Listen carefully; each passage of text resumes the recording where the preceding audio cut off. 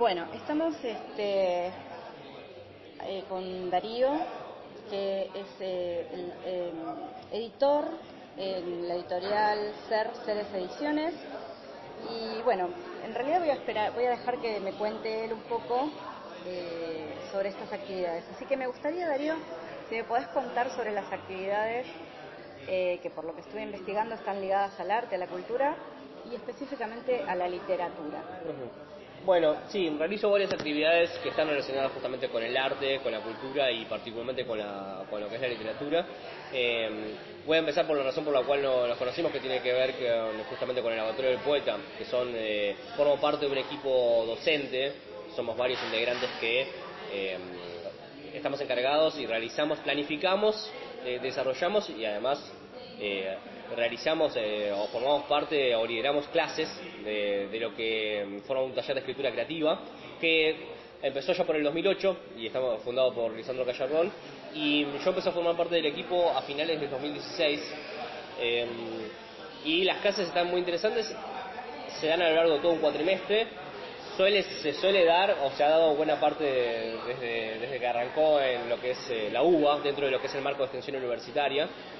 Hay una gran cantidad de alumnos y ha sido una gran experiencia en muchos sentidos para mí. No solo por el hecho de justamente de la actividad docente, de lo que tiene que ver con la estrategia para poder desarrollar las clases, de poder unificar en un hilo conductor buena parte del conocimiento que uno tiene, hilarlo también con lo que es el conjunto total de todas las clases, porque me ha pasado que en el segundo cuatrimestre del año pasado, luego de haber hecho un par de clases en el primer cuatrimestre, en el segundo cuatrimestre quedé a cargo de lo que era la cursada, porque Lisandro estaba haciendo otras cosas. Entonces, no solo que pasé de planificar una o dos clases a después poder planificar y decir todo lo que se va a desarrollar en un cuatrimestre, y después también incluso lo que sería también en el desarrollo del primer cuatrimestre de este año, a partir de un libro en inglés que tenía que ver con la poética cognitiva, un libro técnico y teórico, poder traducirlo y poder trabajar y desarrollar clases a partir de esa teoría. Más allá de eso que tiene que ver exclusivamente con la docencia, también ha sido una experiencia que me ha permitido solidificar y profundizar los conocimientos que yo ya sentía que tenía, que precisamente, propiamente los tenía apropiados en lo que se refiere a literatura, es decir, lecturas de determinados autores, conceptos literarios, cuestiones que tienen que ver, herramientas y recursos que tienen que ver con la práctica propia de la escritura, y que uno a la hora de ponerlos a prueba, y yo digo, está perfecto la frase de ponerlos a prueba durante una clase, va identificando y va reconociendo qué aspectos tenía más asimilados y que otros tal vez los va reconociendo y los va profundizando y los va solidificando a medida de la clase, porque lo que sucede justamente en una clase es que luego de preparar un tema y luego de poder anticipar hasta cierto punto cuáles son las incongruencias que se van surgiendo por cada uno de los alumnos, siempre aparece algo que uno no pudo anticipar, y que en ese mismo momento de la clase, a partir de una pregunta que no había podido prever, profundiza acerca de eso, resuelve, y en esa resolución dice, esto no se me había ocurrido lo que me acaba de preguntar tal alumno, y ahí mismo uno, teniendo conocimiento y carburando un poquito el cerebro, procesando un poco, resuelve algo que le permite a uno entender más eso que estaba dando. Siempre dar clases no solo es acumular, reunir estratégicamente parte del conocimiento que uno tenía para poder brindarlo a nivel pedagógico, a nivel accesible para que se pueda entender, sino que también a través de la pregunta de los alumnos uno va pudiendo entender otros aspectos. Siempre uno se va, como docente, dando la clase, se va con un plus, se va con haber entendido un aspecto más de eso que estuvo dando y que no pudo anticipar y que se pudo desarrollar en la dialéctica de alumno-profesor, entre la incógnita y la respuesta resuelta en ese mismo momento por parte del docente. Entonces es algo muy interesante que se ha dado en la clase y me ha servido en muchos sentidos. Yendo para los otros aspectos, yendo para el lado de lo que es la edición, Ceres Ediciones, como te había dicho antes de arrancar, es una editorial que ha arrancado con Paola López allá por octubre del 2016 y que gracias a ella después me convertí en socio de lo que es el sello editorial, y he estado a cargo de compilaciones de antologías, tanto de poesía como de narrativa. He estado a cargo también del seguimiento de la orientación y también del análisis y crítico de novelas, que se han publicado hace poco una novela de Gabriel Sarre en septiembre, 7 de septiembre, Ciudad Du, de libros de relatos, como fue Asfalto Furioso, de Santiago de Alvear, y también de libros de poemas. Y ahora en este momento estoy trabajando 3 novelas, de autoras que van a estar publicando prontamente en lo que es el sello. Y ahí también es todo un seguimiento de un gran... Por ejemplo, con Gabriel Sarre hemos trabajado una novela, y lo hemos estado trabajando desde enero hasta julio de este año, con encuentros quincenales, a veces más próximos, otros no tan próximos. Y noto que es algo que me ha gustado. La verdad que hay un gran trabajo, no solo del hecho, el trabajo de edición no solo es, bueno, corregir los errores ortotipográficos que pueda haber, no solo es, bueno, aconsejar hacia dónde se puede orientar la obra, sino que también consiste en ayudar al autor a que se aproxime un poco más a eso que quiso decir. Porque a uno cuando está trabajando, la dinámica de trabajo que se tiene con el autor es, uno va con una devolución, va marcando cosas que no están del todo, no se entienden del todo, y le pregunta al autor, ¿qué quisiste decir acá? Y en ese proceso de querer decir, el autor mismo va descubriendo qué es lo que quiso decir, y uno trata de ayudar a que ese autor entienda qué es lo que quiso decir, y a partir de eso pueda escribirlo, y pueda pasarse, porque siempre está eso de que lo que es otra mirada que permite la edición es, a partir de la escritura de uno no puede ver esa otra mirada. Uno está viendo, uno solo ve lo que quiso decir y a partir del texto entiende lo que quiso decir. Pero eso no quiere decir que necesariamente en el texto esté plasmado lo que uno quiso decir. Entonces es un gran trabajo de orientación y de perfilación acerca de lo que se quiso decir y de descubrimiento. El autor en el trabajo mismo de lo que es la corrección, a partir de las evoluciones, va descubriendo qué es lo que quiso decir. Entonces eso es un trabajo que me encanta. Y después también yo, desde que empecé, desde el trabajo, luego de lo que fue mi trabajo individual como lecturas y reescritura de mí mismo, lo que primero empecé a hacer y lo que me empezó a introducir en lo que es el ambiente literario es la gestión de eventos. Yo organizo eventos culturales desde 2014. De hecho, por ejemplo, Aquemenia, que es uno de los ciclos que organizo, hace poco el jueves hice la fecha número 74. Mirá. Y es un ciclo en el cual se reúnen varias de las facetas del arte, porque en esa misma noche hay lectura de poesía o de narrativa, hay lecturas, hay exposiciones de arte en esa misma sala, hay exposiciones de fotografía, de artes plásticas, de dibujos, también hay un momento musical y también a veces se hace alguna perfo teatral, etc. Entonces también es una instancia en la cual a partir de hay que planificar, hay que hablar con el lugar, con el centro cultural, hay que hablar con los diferentes artistas, hay que estar a cargo del sonido, de cuando vienen los músicos a probar sonido, hay que estar a cargo también de resolver las dudas que puedan tener la gente que venga a exponer, a realizar el montaje. Uno se va nutriendo, me he nutrido, uno se nutre a nivel artístico, pero también se nutre a nivel humano. Justamente es un evento no solo cultural, también es un evento social. Y se van dando charlas y también no solo que voy conociendo a los artistas, sino que también buena parte de la gente que participa en los eventos o se transforman en buenos conocidos por lo menos, o incluso hay gente que se han transformado en amigos, en amigas, que el día de hoy también mantengo el contacto. Y con la radio se expande mucho más eso. Yo tengo 3 programas de radio, empecé en el 2016. Y los 3 programas son 3 programas culturales. El que hago en la radio emergente, que se hace los domingos de 21 a 23, es un programa cultural de 2 horas, en el cual hay un momento literario, hay un momento de teatro, hay un momento de cine y un momento de música. Los martes de 19 a 20 horas, en FM Unidos hay un programa, conduzco un programa que se llama Mañana es Peor, y le pusimos así irónicamente porque el estudio se llama Luis Alberto Spinetta. Sí. Y es un programa de 1 hora que entrevista a un solo artista. Es una entrevista de 1 hora con un solo artista. Y los miércoles hay un programa que lo tengo en Radio Conectividad, que es radioconectividad.com.ar, que también vienen bandas, es principalmente musical, porque el co-conductor y el productor con el que hago el programa tiene un vínculo con un bar que se llama Bar en Vivo, que van muchas bandas a tocar los jueves, los viernes y los sábados. Entonces les hacemos como prensa y las bandas que van a tocar durante ese fin de semana, que vienen 2 o 3 bandas cada semana y hablamos con esas bandas y también tocan algo, ¿no? Qué bueno. Esencialmente por ahí rotaría el vínculo que tengo con la literatura y con el arte, ¿no? Sí. Esas serían como las diferentes facetas. Excelente, me encanta. Bueno, ya me respondiste con todo eso, cómo llegaste al laboratorio del poeta y cuáles son las actividades que realizás. Hay una pregunta que a mí me ronda siempre, en general, y te la voy a tirar a vos, a ver Claro. qué me podés decir acerca de esto. ¿Por qué crees vos que, no sé si todos, pero la mayoría de las personas que inician su camino en su recorrido dentro de las letras, eligen siempre arrancar por la poesía? Hay como, ¿no? Por lo menos en lo que yo voy viendo, porque trabajo con muchos autores quizás que recién empiezan o que independientes, que quizás no han nunca publicado un libro y no saben si alguna vez lo van a hacer. Y lo que veo mucho que van más para el lado de la poesía.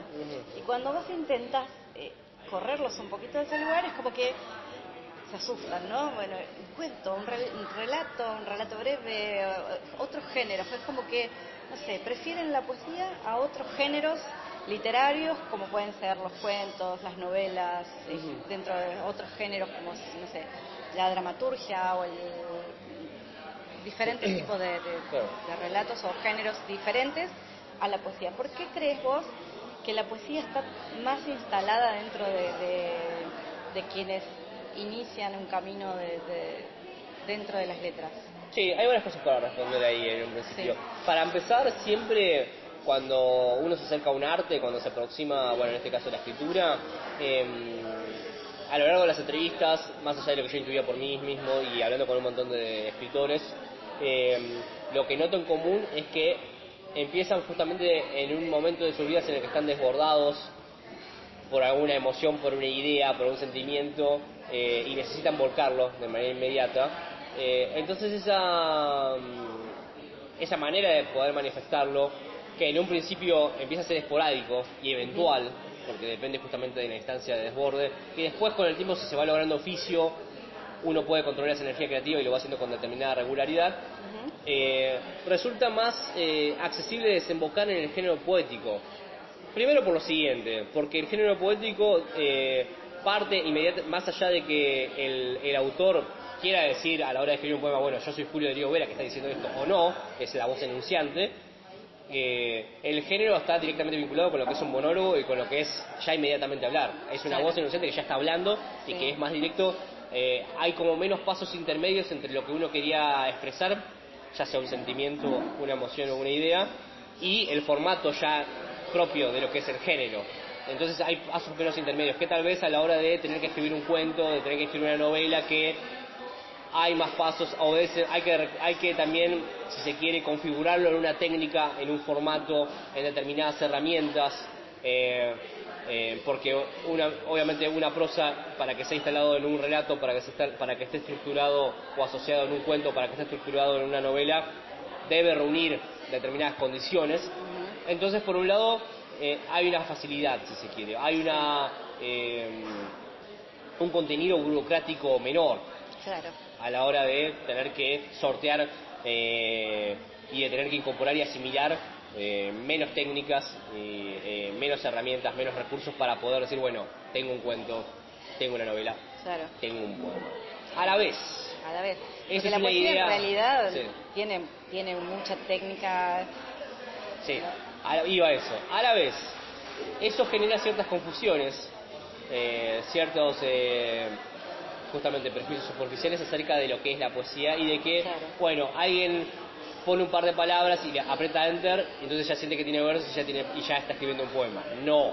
Y de hecho, eso es una de las cosas uno de los vicios que ha posibilitado o que ha potenciado lo que son las redes sociales, que uno puede ver pretensiones de poemas posteados y porque uno le puso un par de enter siente que está escribiendo poesía.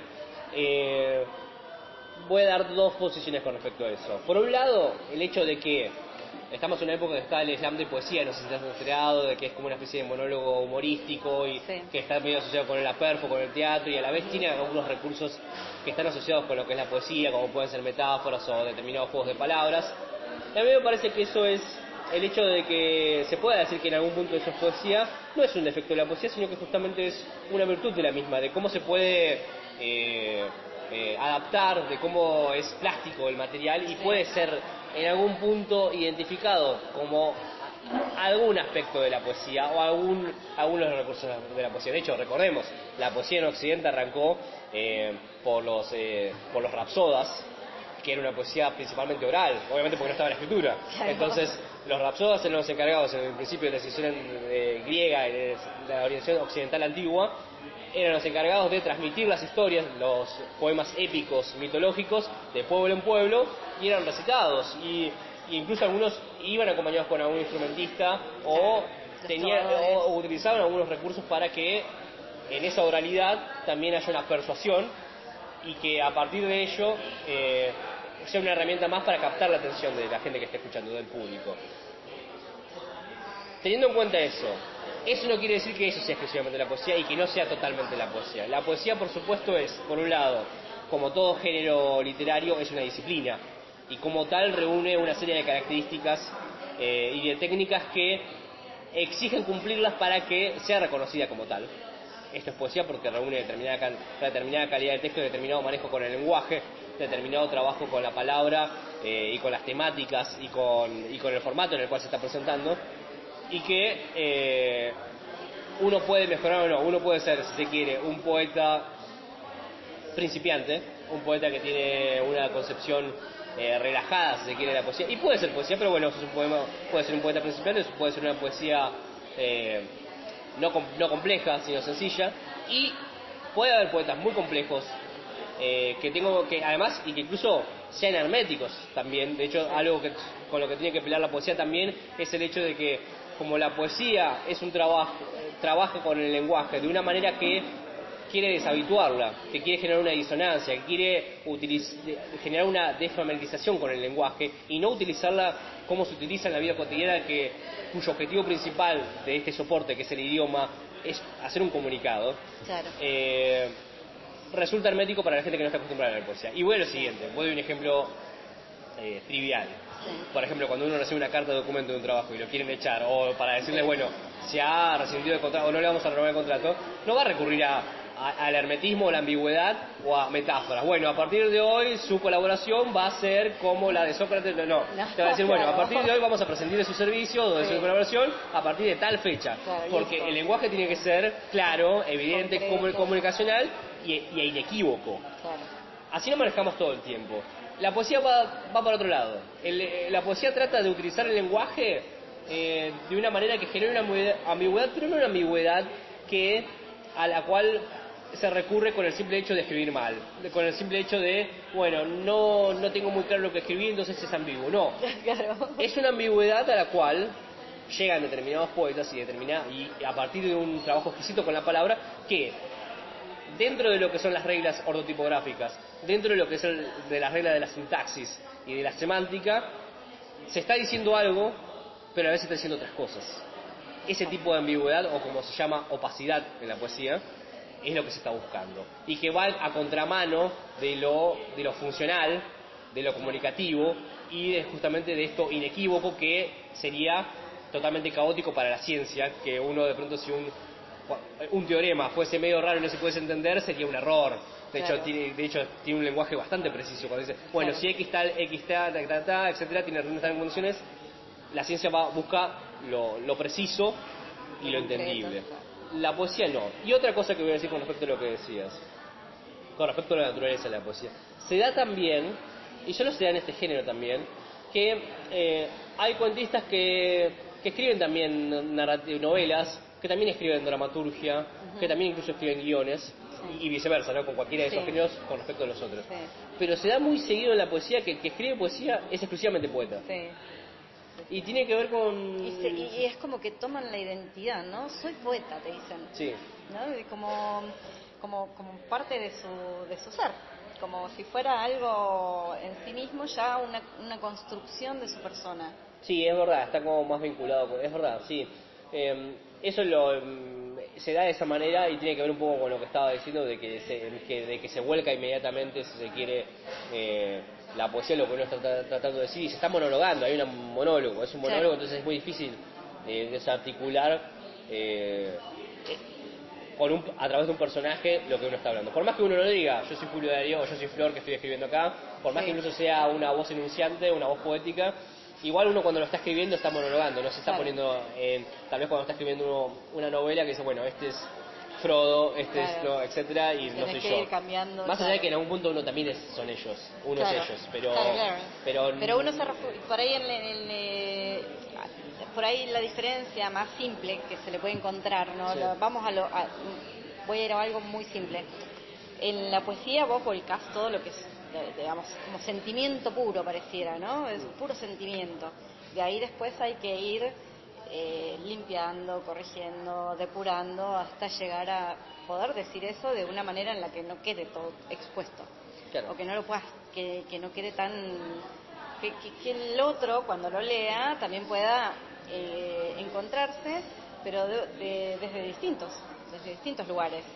Sí. Y digamos, hay mucha poesía dando vueltas que hablan de lo que siente el autor y quizás se van a identificar quienes pasaron por esa situación, ¿no? Y no dan como mucho lugar a poder abrir la mente y decir, a ver, se puede ir para este lado, se puede ir para el otro, no Claro. sé Sí, te entiendo todo. Hace poco estaba hablando con justamente uno de los poemarios que estoy corrigiendo que se va a publicar ahora en noviembre o en diciembre, y me acuerdo estar diciéndole, refiriéndome a esta opacidad o lograr esta ambigüedad y esta, si se quiere, diferentes niveles de lectura de lo que se está diciendo y de poder lograr un mayor contenido semántico con lo que estaba escribiendo, de decirle y darle el siguiente ejemplo, para que le quede tal vez un poco de manera más concreta. Suponiendo que determinado poema de tal autor, yo le decía, tenés que lograr esto. Con este poema, vos tenés que lograr que si 10 personas lo leen, por un lado, esas 10 personas coincidan con parte de su conclusión acerca del poema. Que digan, sí, está tratando de esto. Trata del desamor Claro, y la de idea esta persona fuerza, de sí. que esta persona se está separando de la otra persona. Y que esas 10 personas coincidan, digan exactamente eso. Pero que a la vez, además de que coincidan en eso, tengas un espacio para que digan, para tener 10 opiniones distintas. Es decir, cada uno va a opinar que se trata del desamor, pero cada uno va a decir, bueno, trata del desamor, pero es de una pareja que está hace 10 años saliendo y de que a partir de la convivencia se hubo un desgaste. Otra persona diga, sí, trata del desamor, pero es una pareja que fue muy intensa y en los primeros 2 meses gastó todos los cartuchos, por decirlo de una manera. Otra tercera persona diga, sí, trata del desamor, pero a la vez, etcétera, etcétera. Entonces, es lograr eso. Primero que por supuesto se transmita un mensaje, pero que a la vez haya una gran cantidad de contenido semántico para que de manera simultánea cada persona que lo lea tenga su propia interpretación. Esas dos cosas tienen que suceder. Eso es la literatura. Es lograr que haya un mensaje, por supuesto, que no sea totalmente barroco o hermético, que no se entienda nada, pero que a la vez, por cada lector, haya una interpretación nueva. Claro. Es lograr ese juego, es lograr esas dos cosas. Y eso tiene que ver justamente con el trabajo de la literatura y del arte, ¿no? Lograr la mayor cantidad de contenido semántico posible con lo que se está diciendo. Voy a dar un ejemplo también con un chiste que me acuerdo que le dije también a esta persona, a nivel ilustrativo y que también en alguna clase también lo puedo dar. Hay una frase que es un chiste también, pero que está genial para cómo se entiende, que dice lo siguiente: comiendo vacío también te podés llenar. Claro. Y ahí hay dos niveles de lectura. Es un chiste, y ¿cómo funciona un chiste? Un chiste también funciona por eso. Hay dos niveles de lectura. Por un lado se está hablando del vacío, de lo que no hay nada, y contraponerlo con lo lleno, ¿no? Que es lo opuesto de cuando tenés un recipiente y está vacío y está lleno. Y del otro lado también estás hablando, y acá por esto funciona el chiste, hay otro nivel de lectura, un segundo nivel de lectura, un segundo tipo de interpretación que puede tener el lector, de que se está hablando del tipo de carne, ¿no? Claro. Cuando uno va a una carnicería o a un supermercado le dice, bueno, dame tanto de vacío, que es un tipo de carne de la carne vacuna, y es un tipo específico, que a la vez se está hablando del vacío, entonces, y uno lo come, y obviamente se puede llenar porque es un tipo de carne, está comiendo carne. Entonces, uno está diciendo una sola cosa, hay una sola oración, pero hay dos niveles de interpretación de lo que se está diciendo. Exacto. Bueno, eso, por más que en ese sentido se está utilizando por un chiste, en eso consiste la literatura o la poesía, es decir, con una sola frase o tener poder detonar la mayor cantidad de niveles de lectura o poder concentrar la mayor cantidad de contenido semántico en la menor cantidad de palabras posibles. Y eso también es la diferencia entre lo que es breve y lo que es conciso. Un texto breve es un verso de un par de palabras. De hecho, hay un ejemplo que yo doy en la clase cuando doy cuento. Sí. Una cosa es decir, se escuchó el ruido del disparo. Es una frase breve. Una frase concisa, que yo después les ayudo a corregir, dice, se escuchó el disparo. Porque claro, si escuchás el disparo, ¿qué es lo que escuchás? El ruido del disparo, la detonación. Entonces el ruido está de más. Claro, Y ahí es la diferencia entre lo que es una escritura breve y una escritura concisa. claro. Poder quitar palabras sin que se pierda el contenido semántico de lo que estás diciendo. Sin que se pierdan niveles de lectura. Claro. Entonces, eso también hay que orientarlo y hay que trabajarlo. Y hay que ser muy consciente de que es... Como decía Lisandro en general decía, la leche es blanca. Decir la leche es blanca es una redundancia, ¿no? Porque bueno, uno ya sabe que la leche es blanca. Tal cual. Entonces, ¿para qué vas a decir que es blanca? O decís leche Claro. o utilizás otra... ¿no? Claro, sí, eso también lo vemos en una de las primeras reglas, si se quiere, de lo que es la utilización de los adjetivos, es que el adjetivo no sea evidente, que no esté contenido en el sustantivo, o que no esté tan asociado al sustantivo que sea una de las primeras cosas que se te puedan ocurrir. Por ejemplo, luna blanca, Claro, río húmedo, claro, sombra oscura. claro. Esos adjetivos no suman y hasta son redundantes por una cuestión de que, supongamos, en río húmedo. Como el río está hecho de agua, o sea, se da por sentado, por descontado, de que va a estar húmedo, por supuesto.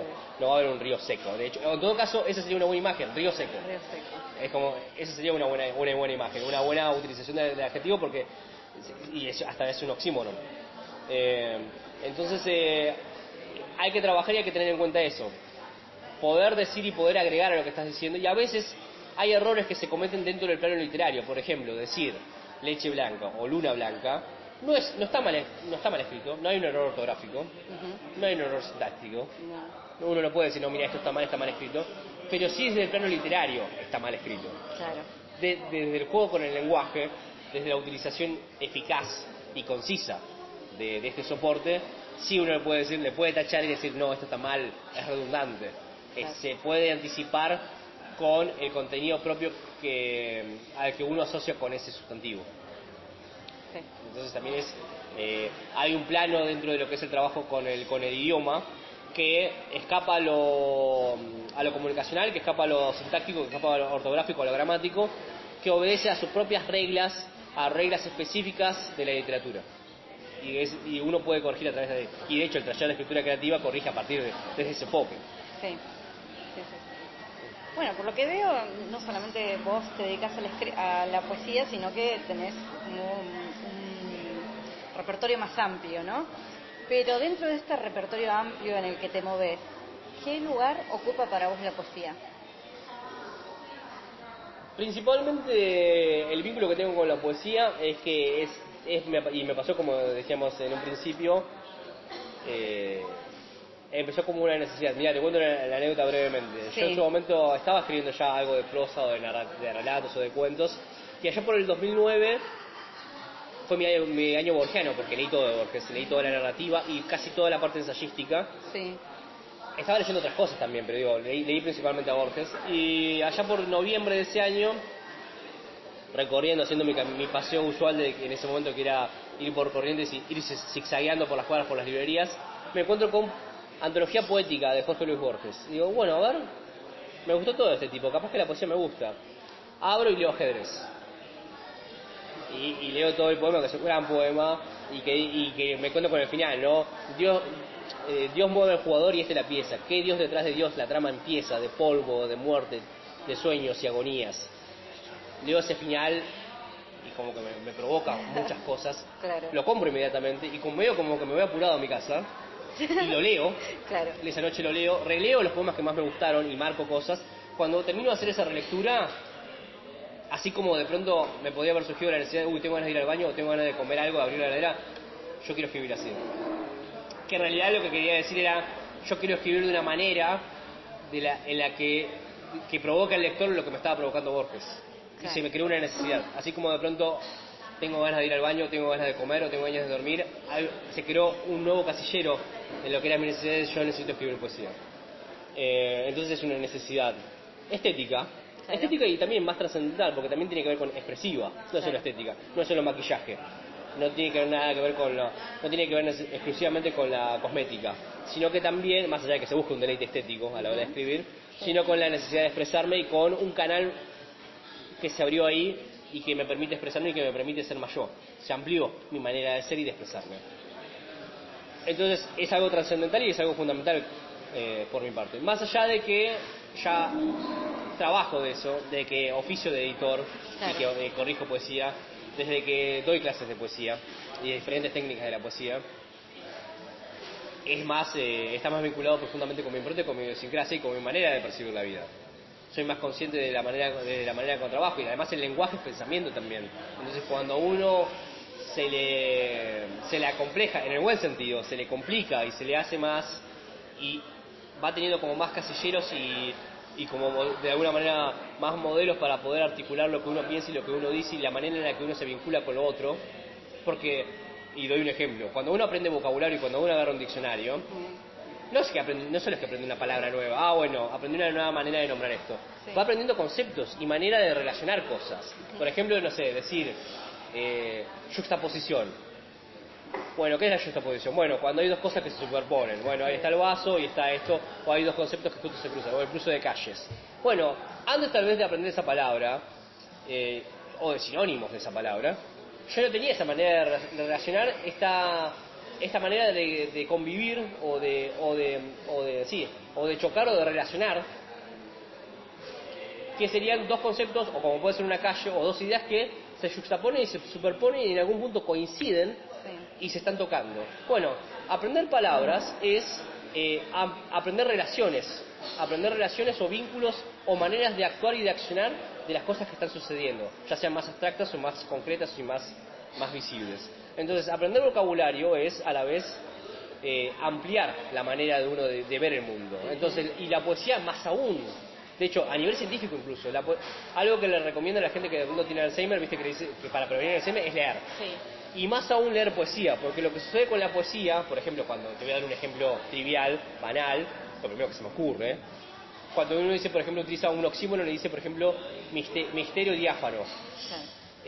O como estábamos diciendo, río seco. Lo que está haciendo ahí es asociar palabras que en el lenguaje comunicacional, como habíamos dicho anteriormente, y funcional, y que objetivos que se entienda, un oxímono no tiene sentido porque queda raro y son dos ideas incluso que son opuestas. Pero a la hora de relacionar esas dos ideas que son opuestas a través de la poesía, a través de la literatura, se crea un nuevo lazo de las neuronas, se crea uno nuevo. A nivel fisiológico sucede. Hay un concepto que se está creando y que acá en las finiminas que están sucediendo entre las neuronas se enchufan. Habían dos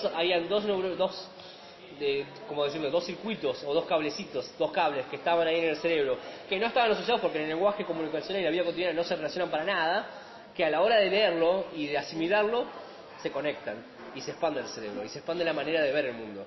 Entonces no solo es una cuestión subjetiva de me parece y de estético y de estoy viendo, sino que realmente a nivel fisiológico la poesía y la literatura expande el panorama y expande la manera de ver uno y también expande el cerebro. El cerebro se va nutriendo de esas asociaciones que en la vida cotidiana son inusuales. Entonces mi vínculo con la poesía tiene que ver con una manera de ver el mundo y con una amplitud cada vez más compleja a medida que voy leyendo y que voy escribiendo de relacionarme con el mundo y a partir de ahí de expresarme a través de la poesía, de poder vincularme con él. Bueno, bien. Decime, Darío, ¿cómo pueden conectarse con vos aquellas personas que estén interesadas en alguna de las actividades que realizás? Bueno, yo como hago un buen trabajo de difusión, o las tareas que realizo implican o exigen tener un buen trabajo de difusión, lo hago a través de las redes sociales, Julio Darío Vera, o Julio Darío Vera 2, en romano, dos palitos. Ahí me van a poner a agregar, pero tuve que hacer una nueva cuenta porque Facebook te permite tener solo 5.000 contactos. Y a través de Instagram también, Daro-Vera, con me corta, ¿no? Sí. Y ahí síganme que yo ahí estoy todo el tiempo difundiendo lo que hago. Yo subo fotos de los eventos, de alguna de las clases, de las emisiones, de todas las emisiones de radio que hago. Así que ahí me pueden hablar si quieren participar o si quieren saber acerca de cómo las pueden presenciar o escuchar, ¿no? Perfecto. Bueno, digamos que tenés muchísimas actividades, muchísimo recorrido en todos estos años en tu carrera, pero uno siempre está proyectando, ¿no? ¿Hay algún proyecto futuro, hay algo nuevo, o algún deseo, algo que como para cerrar, digamos, algo que vos sientas que podría llegar Viste que dice que el motor de la vida es el deseo constante, ¿no? Sí. Es estar siempre en movimiento. Digo, haces muchísimas actividades que están conectadas en algún punto entre sí, pero uno siempre está buscando renovarse. Bueno, Claro. ¿hay algo nuevo en tu horizonte, cercano, lejano, próximo? Ujú.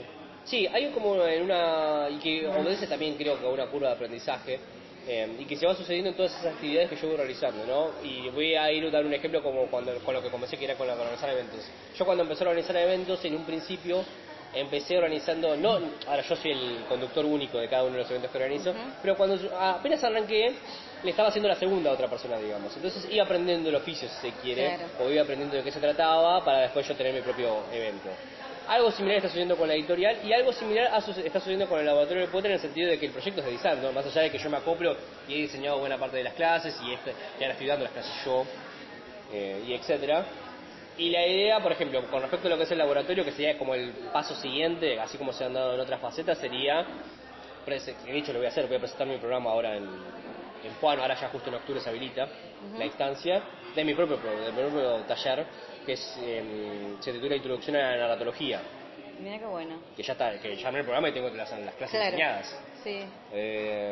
Y que la idea sería que si se aprueba, que estaría genial, que sería como dar un paso más dentro de lo que estoy haciendo, en esa faceta de lo que es la docencia, y estaría genial porque estaría el año que viene dando clases de eso y diseñando, viendo, bueno, y también aprendiendo, ¿no? Porque uno va planificando y después va articulando según cómo van reaccionando los alumnos y según lo que uno va depurando por sí mismo, ¿no? Eso con respecto al laboratorio. Después con lo que es la editorial, vamos a ver, seguramente la idea sería hacer un paso más y también tener el propio sello. Más allá de que con Paola está todo bien, está buenísimo, pero no podría hacerlo yo solo, porque Paola se dedica al diseño y a la maquetación y etcétera, pero ser yo el socio fundador, digamos, ¿no? Y publicar cosas. Yo he publicado poesía, por supuesto, en antologías y etcétera, y ya tengo libros terminados y me estoy como dejando de desear o vamos a ver cómo publicar, pero estoy empezando a escribir una novela, así que vamos a ver cómo se da de acá 1 año, 2 años, para dónde va eso. Y en la radio también estaría bueno poder lograr avances, ¿no? Ir como logrando a medios en los cuales se sustente por sí mismo y además sea totalmente modificado, eso sería ideal. Es ideal. Porque si bien con la radio me regalan las entradas, me regalan libros para que yo haga difusión y haga las reseñas, etc. Claro, no es lo mismo que si realmente yo me pudiese trabajar de eso y me pudiera dedicar exclusivamente a eso. Es difícil, ¿no?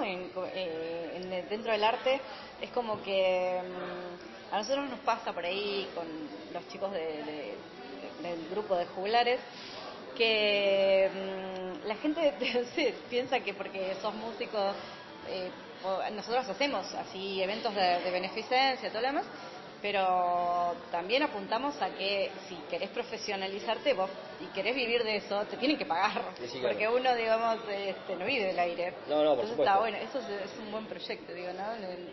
Pero también es como un trabajo constante que uno tiene que hacer y ir buscando los lugares, los medios, y creo que pasa en todas las ramas del arte, ¿no? Sí. Como que al músico, bueno, pero sos músico. ¿Y qué más? ¿Qué otra cosa aquí? ¿Tu plan B? Sí, obvio. Sí, yo lo que lo veo más factible dentro de todo lo que de estas cosas son a nivel de capitalización, ¿no? Sí. Sería la editorial y las clases, que es directo, que es tenés clases o particulares o lo que sea, plum. Claro. Y la editorial también es, bueno, vas a publicar con nosotros, bueno, tanto esto, tanto aquello, y se monetiza de inmediato. Sí.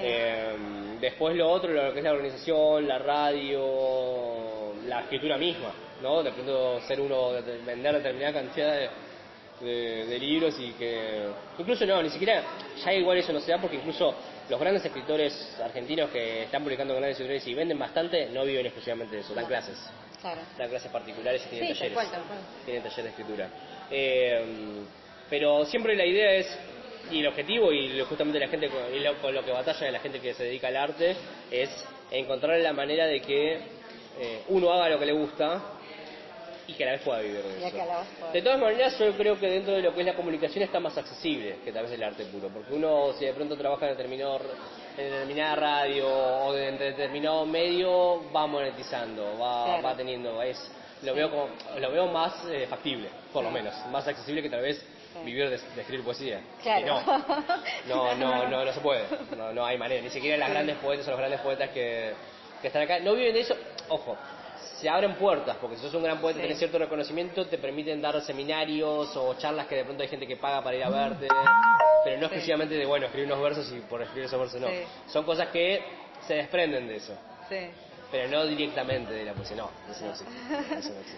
Bueno, Darío, te agradezco infinitamente que hayas aceptado la entrevista, me encantó, y bueno, estás invitado también a pasar por la página de Ediciones Drom y conocer un poco también lo que nosotros hacemos y bueno, ver si en algún punto podemos ir conectando para ver de hacer algo juntos en algún momento, porque realmente me encanta todo lo que haces y me parece muy productivo y me parece que uno de los, hablando en estos días con varias personas que estamos en lo mismo, ¿no? En esta sociedad en la que estamos viviendo tan revolucionada, tan caótica, quizás el arte sea una manera de encontrarle una salida, ¿no? Y que no tengamos que tengamos posibilidad de simbolizar y no tener que estar siempre yendo al acto directamente, ¿no? Seguro, sí, eso nos nutre y nos todo lo que tenga que ver con simbolizar o de crear y de construir, más allá de lo que es lo inmediato, lo funcional,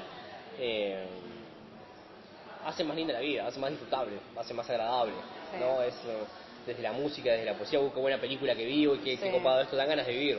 De hecho, me ha pasado, yo lo he experimentado en un par de ocasiones, que estaba, por ejemplo, recuerdo con una película que es Perdidos en Tokio, no sé si la viste, o Lost in Translation, que estar un viernes no sé si, no depre, pero sí bastante aburrido, como muy gris, y ver la película y qué buena película, y después estar de buen ánimo, porque acabo de ver algo que me gustó y que está bueno, y dice, qué bueno poder disfrutar de esto. Sí, ese es el camino. El camino es construir y hacer cosas y disfrutarlas, obviamente siempre desde el disfrute. Y con respecto a la página, yo colaboro en un medio que se llama noticiasdiapordia.com.ar. No sé si se hacen reseñas o entrevistas, pero yo todo el tiempo, todas las semanas estoy trabajando con libros y estoy leyendo, me dan los libros y hago reseñas. Así que buenísimo. vemos.